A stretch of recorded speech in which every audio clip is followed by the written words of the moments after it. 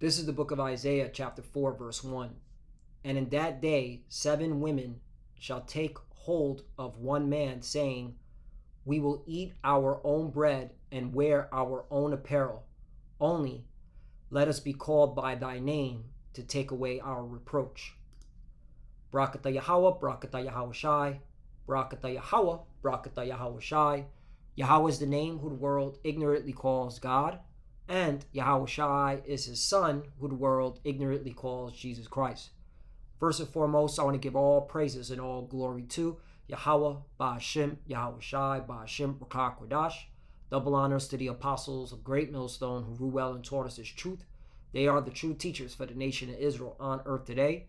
And citation to the Akim out there pushing this truth and sincerity throughout the 4 corners of the earth, risking their life for Yahweh, Ba'ashem, Yahweh Shai's sake.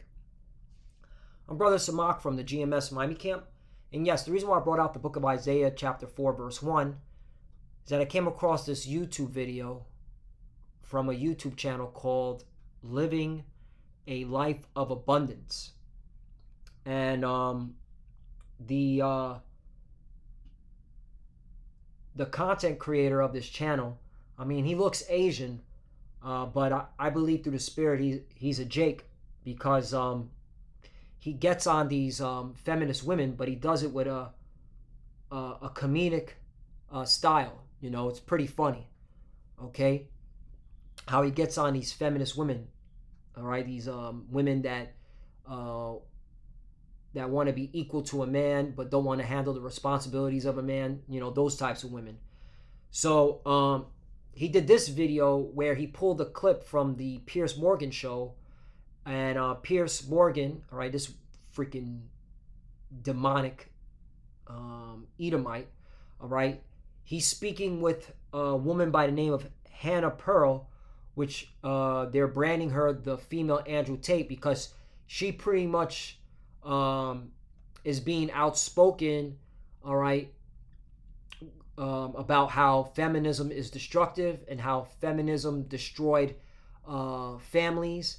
And she's gotten to a point where she's like, women shouldn't even be voting, okay? Which I'm in total agreement, all right? And by the way, I don't believe in that voting BS to begin with, but women shouldn't be voting, all right? Because women don't make up the majority of the military in terms of the fighting force, the ones that actually have to put their lives on the line, all right? And women don't run the infrastructure that runs a society. Okay, it's men that do, all right? It's a fact. But anyway, and she goes into it. The point is, though, that, you know, remind me of Isaiah chapter 4, verse 1, because this spirit is being pushed out on the earth, where women are finally, okay, realizing that they're going to need a man, that, okay, feminism, this independent ideology isn't working, it's destructive, and when the wars really start kicking off, a lot of those women are going to, okay, join to a man. More specifically, an Israelite man, all right? An Israelite man, because they're the ones that the Lord is going to be dealing with when all hell breaks loose, all right? So let's play this video, and then we'll go into some scriptures, and Lord, when this lesson is edifying. I would argue a lot of your proposals, like taking the vote away from women, are deeply regressive. Mm-hmm. Why would you want to remove, just from yourself, the right to vote? Well, what happened was I had the same view, right? Back when I started, I was like, why? I found out that only 5% of women wanted the right to vote. And I couldn't figure out, like, why would women not? No, it's true. It's true. At the time. At the time. Because they've been conditioned by men to think that they shouldn't have a vote. I mean, that's what they say. But, you know, I started reading their writings, right? And what I found out was that the reason a lot of women advocated for it was because they believed it was the beginning of the breakdown of the family. And that's a fact, okay? It wasn't being conditioned by men. Women knew their rightful order. They knew that they had to be under under a man, all right? And they knew that this was to keep a family going. Okay, the man is the head, all right, and the woman is under the man, all right. And again, this is a time when the Bible was used for basic family structure. Okay, that's another thing. All right, so she's absolutely right. So it wasn't a conditioning of women by men. All right, they understood that it would be destructive. Okay, because really, when you and when it comes to voting at that time, the reason why people voted because they wanted to make sure that the policies that were implemented benefited their town, all right, their home, all right, especially when it comes to taxes, all right. Now mind you, at this time in the 1920s, women still weren't working, okay. Women didn't really start working till like World War II, when World War II started breaking out. So, and women's right to vote, what was it like? When was women's right to vote? Okay. What year did that? Was it 1920s? Women's right to vote. When was it? 1919. All right. So from the 1919, okay, it was ratified in 1920 all the way up to World War II. That's like 15 years. Okay? All right? You had women now who weren't working, all right, voting on policies that would affect, okay, the working man, the working taxpayer man, okay? For lack of better words. So this was very destructive. All right? Women were not working. All right, it was still a man was one paycheck, one salary. All right, was able to take care of a house back then. Okay, a whole family. All right, this whole you need two incomes to uphold the house. This is something new. All right, because it wasn't like that. So here it is. You got these women now voting on policies. All right, that doesn't really matter, doesn't really affect them because they're not working. All right, so they're canceling the working man's vote. Okay, so it was hella destructive. All right, then you got this bimbo to the right of her, snickering, which reminded me of this scripture, Proverbs chapter 9 verse 13. A foolish woman is clamorous; she is simple and knoweth nothing. Right, that's an example of that blonde head bimbo doesn't know nothing. She's retarded. All right, she's an idiot. Okay, also, in today's voting, who does the most of the voting in America? All right, it's women. Women make up the majority of the voting. All right, this is why this is why America is so fucked up. All right, because women are the ones that are voting, okay, for these piece of shit politicians who are just furthering more of the problem. Okay, and they're voting for laws, all right, that are hurting the family. Okay, because you can also, when you go to the voting booth, you can also vote in for laws, not just a politician. All right, that's why I don't vote. This is one of the many reasons why I don't vote, because, all right, it doesn't, and anyway, if you're an Israelite, you shouldn't be voting. All right, period. All right, this ain't our kingdom. All right, but this was one of the main reasons why, even before I got into truth, why I never voted, because I saw how bullshit it was. All right, because your vote would always get canceled out by a bimbo, retarded woman who doesn't know what the fuck is going on. Okay, continuing on, let's keep playing this video. Before you became one in marriage, 85% of people were married. And, I hate to say it, but they were right. What has happened 100 years later? Well, what's that going to do with them having the vote? Well, it also goes back to responsibility. Again, men are 80 to 90% of the military. They run all of the infrastructures that make society run. So I just think if we want an equal say in society, then be equal. Do 50% of the hard jobs. Be 50% of the military. In the U.S., they're fined $250,000 if they don't join selective service, which is essentially the draft. Okay, but and you see, Pierce Morgan didn't debate against that. He said, okay, and then he goes right back to, so what does that have to do with voting? That's to do a lot with voting. All right, Pierce Morgan, you moron. Because these women are now okay, canceling out these men that are going to wars voice, okay, as well as the citizen, the man, the taxpayer man, okay, who's like, hey, my taxes are going to these ongoing wars. What am I getting out of it? All right, so it has a lot to do, okay, a lot to do. All right, and then also she said, these women that are voting don't run the society. They're not the ones running the society. They're not running the plumbing. They're not running the electricity. They're not running the oil. They're not getting the oil. All right? Why should they have a say in what laws are being passed for these different industries? That's why, this place is ran. It's off. This is why we need the kingdom, because you can see how fucked up it really is, man, when you really pull the layers back and you just understand how society's supposed to function, okay? Women were never allowed to have a voice when it came to how society's supposed to function, all right? Because, all right, they don't know. They're not in those types of jobs, all right? In fact, I think we saw this. Let's go to, listen to this shit. Where is it at? Where's the video? Listen to this. Where is it at? Yeah, listen to this fucking bullshit right here. All right. This is the he's not so-called Asian, all right? But I believe he's a Jake through the spirit, all right? Cuz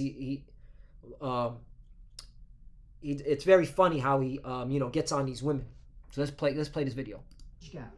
But then we'll say things like this. Would you rather have a high-profile job for no pay or clean sewers for $100,000 a year? I think a high-profile job with no pay. I would prefer to have the high-profile job without pay. I'm cleaning sewers for $100K, man. Ain't no shame in my game. I'm cleaning sewers. There's no question about it. I'm gonna clean the sewers for $100,000 a year. I'd rather do first one. You don't want to do the dangerous, dirty job. No. So could that possibly be why so many women earn less money than men?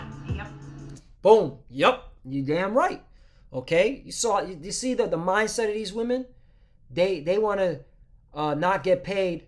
Okay, but be in a job that's a high profile. These women want attention. Okay, they just want attention. They don't want to work. They don't want to do nothing. They just want to be gawked at and looked at. All right, and this is feminism. This is that bullshit. All right, and you can watch more of this, but this is why, man. Isaiah 4:1 is coming, because a lot of these women are going to realize that they're going to need a man for protection. They're going to need a man, okay, when all hell breaks loose. This independent thought process is going to go out the window, okay, real soon.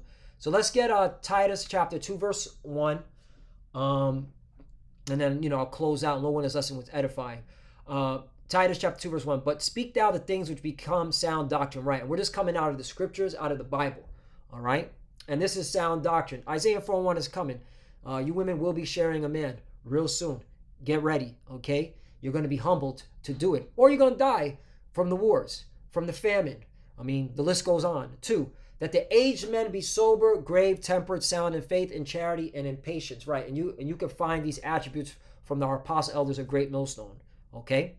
3, the aged women likewise, that they be in behavior as becoming holiness, not false accusers, not giving too much wine, teachers of good things. Right. And right now, a lot of these old women, all right, they destroyed these young women because they said, don't get married, okay, play the field, all right, need to go on dates, and that's another thing that destroyed, okay, the marriages and relationships, all right, because when a woman hops from rod to rod, she has his DNA, his DNA and the rest of these different DNAs of men in her, all right, and that's why these marriages never last, okay, and these old women were teaching that bullshit. 4, that they may teach the young women to be sober, to love their husbands, to love their children, right, okay. 5, to be discreet, chaste, keepers at home, right? Keepers at home, not out voting, not giving your opinion, not, okay, usurping authority over a man, all right? That's not how, okay, the Lord set this up, All right, obedient to their own husbands. All right, meaning following order under the authority. What does obedient mean? All right, being obedient. To be subordinate. There you go. To obey, be subject. All right, a military term. Right. To arrange in a military fashion under the command of a leader. Right. All right, that's how a household's supposed to be. Real talk. All right. That the word of the Most High be not blasphemed. Exactly. Okay.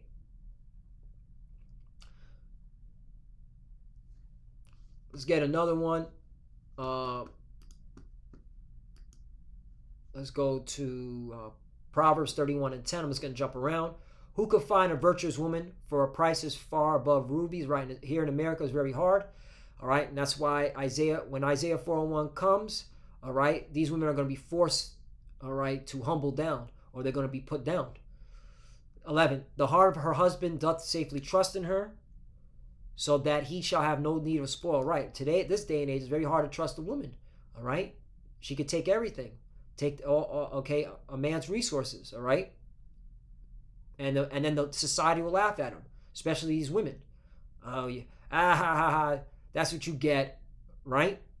Well, hey, that's why brothers just wait. Isaiah 4:1 is coming. Okay. 12, she will do him good and not evil all the days of her life. Right. And this is why we need the kingdom of heaven. All right. So that our women can be in order. All right. And it's going to start on this side, but hey, in the kingdom of heaven, all our women are going to be in order. When they're born, they're going to be raised to be obedient to an Israelite man, and they're going to be rejoicing and be happy about it. 13. No, let me jump down. I want to get to this point right here. Where is it at? Because I went into the NLT version of this. It's very interesting what it says right here. So in Proverbs 31:27, it says, she looketh well to the ways of her household, and eateth not the bread of idleness, right? So when you go into the NLT version of this, it states, she carefully watches everything in her household and suffers nothing from laziness. And that's going to change, all right? Because right now these women here are lazy, all right? They want everything done for them, but they want to be equal to a man. Shit is crazy, man. It's just bugged out shit, all right? They want to be equal to a man, but they want a man to open up a door and pay for everything. And okay, well, a man's not going to be paying for everything. You're going to be providing and contributing when all hell breaks loose, because again, Isaiah 4:1 will come to pass. This is a prophetic prophecy, okay? But that laziness is going to come to an end, because right now these women are lazy. Now, when you go into the NLT version, Isaiah 4:1, all right? In that day, so few men will be left, right? And that's what's going to happen. See, when the bulk of the men get chopped down in the famine or in the wars, all right, pursuant to 2nd Esdras, let me get that. Let me get that scripture. Die in wars. And we're coming to Civil War and World War III. Best believe it. 2nd Esdras 16, verse 34. In the war shall their bridegrooms be destroyed, and their husbands shall perish of famine. Okay? Because why? 33. The virgins shall mourn, having no bridegrooms. The woman shall mourn, having no husbands. Their daughters shall mourn, having no helpers. Because of 34. In the war shall their bridegrooms be destroyed, and their husbands shall perish of famine. Right. So there's going to be a heavy depopulation of men, okay, in Babylon the Great. Okay? So which makes sense. In that day, so few men will be left. So this is Isaiah 4:1 in the NLT version. In that day, so few men shall be left, that 7 women shall fight for each man, saying, let us all marry you. We will provide our own food and clothing. Only let us take your name, all right? So we won't be mocked as old maids, right? Meaning won't be put to shame, okay? So, or reproach. So that's what's coming, because, hey, man, this feminism bullshit is coming to an end when all hell breaks loose, all right? That's why brothers just wait, okay? Just wait. These women are going to get in line. They're going to get humbled down, all right? Because the Lord will make a man more precious than fine gold. You know, Isaiah chapter 13, and this is talking about America, Babylon the Great, okay? Isaiah chapter 13, verse 1, the burden of Babylon, which Isaiah the son of Amos did see, right? This is a prophecy. Burden meaning the prophecy, an oracle of Babylon. Let's just get to the point. Verse 12, I will make a man more precious than fine gold, even a man than the golden wedge of Ophir, right? Ophir, that's talking about America, Babylon the Great. So there you go. Because why? The Lord is going to make sure that an Israelite man, all right, is preserved when all hell and calamity comes. And then that's when a lot of these women, okay, are going to humble down and grab hold to one man. And a lot of these women are going to share one man, all right, as it was in the ancient world, all right? Nothing new under the sun, okay? Jacob had 4 wives, okay? All right? King David had many wives. King Solomon had many wives, all right? And we can go on and on and on. So, Lord willing, is us edifying, all right? As you can see, man, that spirit is being pushed out. I'm pretty sure brothers have heard of this woman, probably seen this video. I just saw it, and I just put the spirit on me to do a lesson. But, you know, that spirit is being put out there, and more women are waking up to that feminism bullshit. And, hey, this is a sign that we're at the end, you know? So with that, I want to give all praise and all glory to Yahweh, Ba'ashem Yahushai, Ba'ashem Ruach HaKodesh. Double honors to the apostles of Great Millstone who grew well and taught us this truth. They are the true teachers for the nation of Israel on earth today. And citation to the Akim out there pushing this truth and sincerity throughout the 4 corners of the earth and risking their life for Yahweh, Ba'ashem Yahushai's sake. Love you, brothers. Keep it door, keep the faith, keep pushing, keep fighting, keep studying. Pray without ceasing. Pray for each other. Pray for the apostle elders. As you can see, we're almost out of here. You know, the Lord is speeding up the times. The prophecies are coming to pass. And for the few that are watching, keep studying. And when you pray, pray to cover. Shalom and a bottom ball. Shalom.